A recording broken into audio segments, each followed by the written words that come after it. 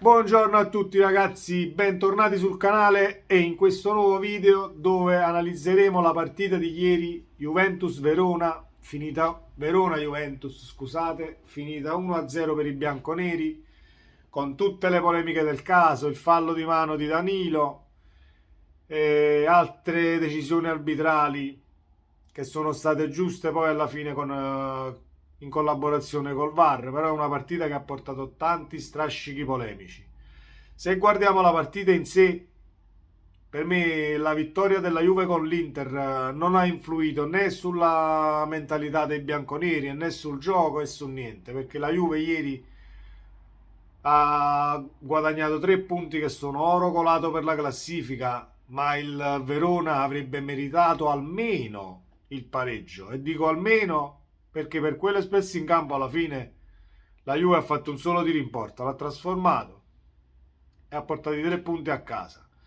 Poi ci sono le tante scorribande del Verona, ci sono tantissimi interventi a centrocampo, una partita comunque giocata sul filo del rasoio da tutte e due le squadre. E poi arriva questo fallo di mano in area di rigore. Non viene fischiato niente, si continua a giocare, si torna a centrocampo e l'arbitro ferma il gioco per il check al VAR. Check al VAR, non è calcio di rigore. Abbiamo visto il fotogramma, c'è un fallo di mano. La spiegazione è che il pallone viene deviato da un calciatore della Juve e va a finire sulle mani di Danilo, completamente involontario. Quindi in questo caso dicono che non è calcio di rigore. Allora, secondo me, dobbiamo togliere tutti i rigori o almeno il 90% dei rigori dati per falli di mano dal 1° gennaio 2021 ad oggi. Perché o si applicano le stesse misure oppure senza che ce la guardiamo più la Serie A, perché veramente io non è perché la Juve, il Napoli è primo e vi lamentate sempre, no, non sono quel tipo di persona e non lo sarò mai, però io parlo per tutti quanti e per tutte le squadre iscritte in Serie A. Ovviamente le prime 6 della classifica che si giocano comunque, a parte scudetto e qualificazioni Europa, ma lì sono soldi che comunque fanno sì che una società possa investire sul mercato, che una società possa crescere o meno. Quindi, secondo me, ieri, allora il mio parere è che se avete dato tutti questi falli di mano fino ad oggi, il fallo di ieri sera è rigore senza se e senza ma. Poi ci sta da aggiungere che se andiamo a cercare su Google arbitro di Bello, errori, vi escono una sfilza di partite dove Di Bello è completamente insufficiente, a partire da 2 anni a questa parte. Ce n'è una, Roma-Napoli, 19 aprile mi sembra, 2022, Di Bello 3,5 in pagella. Lazio-Napoli, lo stesso. Ha arbitrato mi sembra Torino-Lazio, non ne parliamo. Cioè, ma se tu sei completamente insufficiente per un tot di partite e statisticamente non rendi, ma che ci fai ancora in mezzo al campo? Che ci fai? Cosa ci fai? È la stessa cosa che io prendo un terzino sinistro o un regista o un calciatore qualsiasi della mia squadra che mi becca 4 in pagella per 2 mesi di fila e io continuo a farlo giocare. C'è qualcosa che non va. Vuol dire che sei incompetente o non riesci a stare appresso alle azioni. Non esiste. Non esiste creare malcontenti in tutte le società di calcio, perché qua non stiamo parlando che si sono lamentati solo i tifosi del Napoli o si sono lamentati solo i tifosi del Milan o si sono lamentati solo i tifosi di un'altra squadra, no, qua crei malcontenti in tutte le società di Serie A. Quindi abbiamo messo il VAR per dare trasparenza, ma sta trasparenza non c'è. Dobbiamo prendere per le orecchie chi stila i regolamenti, perché nel regolamento ci sono delle cose. Allora c'è il calcio di punizione massimo che è il calcio di rigore e poi ci sono tipo, che ne so, 10, 15 trafiletti, e il rigore se questo, questo e questo, il rigore se questo, questo e questo. In tutte quelle note dove può essere calcio di rigore c'è confusione. Quindi i regolamenti vanno stilati per non avere riscontri negativi, oppure per riuscire ad essere talmente precisi e non falsificare una decisione e non falsificare un campionato, perché alla fine è di questo che parliamo. La Juve è a 30 punti con il Milan, no, scusate, è a 28 punti, 2 punti dietro Milan e Lazio. Siamo alla 14ª giornata e va bene, ma se questa cosa fosse successa all'ultima giornata, mettiamo che all'ultima giornata il Napoli è primo, il Milan è secondo, che ne so, la Lazio è terza, e si stanno giocando per esempio Roma e Juve l'entrata in Champions. Se questo fosse successo all'ultima giornata, la Roma vince e la Juve vince e va la Juve quarta per un solo punto. Poi che facciamo? Arrivano tutti i tifosi della Roma e tutta la dirigenza Roma. Sì, noi siamo andati in Europa League e non in Champions perché voi avete rubato 2 punti. E che cosa gli vogliamo dire? Gli vogliamo dar torto?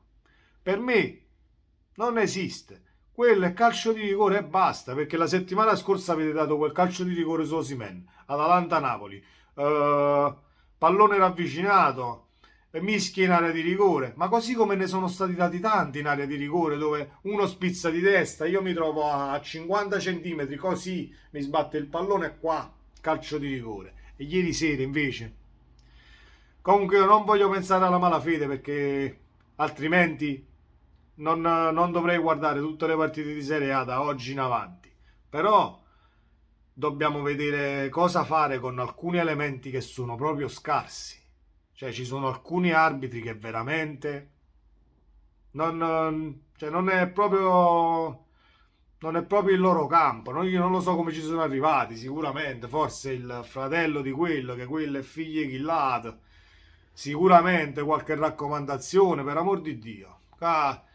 È una vita che il mondo va avanti così, non mi metto mica a fare il paladino della giustizia, perché quello è raccomandato, no, c'è sempre stato, ci sarà sempre, e è un problema che non verrà mai estirpato, l'essere raccomandati. Però dopo un tot di partite che tu sbagli ed hai una media voto che fa schifo, perché fa schifo, la media voto di Di Bello fa schifo, basta, devi andare a casa, perché un arbitro di Serie A becca 2.500 euro per arbitrare una partita. Saranno pochi? Non credo. Cioè tu devi fare 90 minuti e devi arbitrare per una cosa che hai studiato, ti sei studiato il regolamento, hai avuto l'abilitazione, il tesserino e tutto quanto. Non è che io ti sto mandando non lo so, ad arbitrare una partita di cricket e tu hai studiato il tennis. No. Cioè tu devi fare quello per cui hai studiato e vieni anche pagato fior di quattrini. Perché per me 2.500 euro solo all'arbitro per arbitrare una partita di Serie A, secondo me, sono troppi soldi.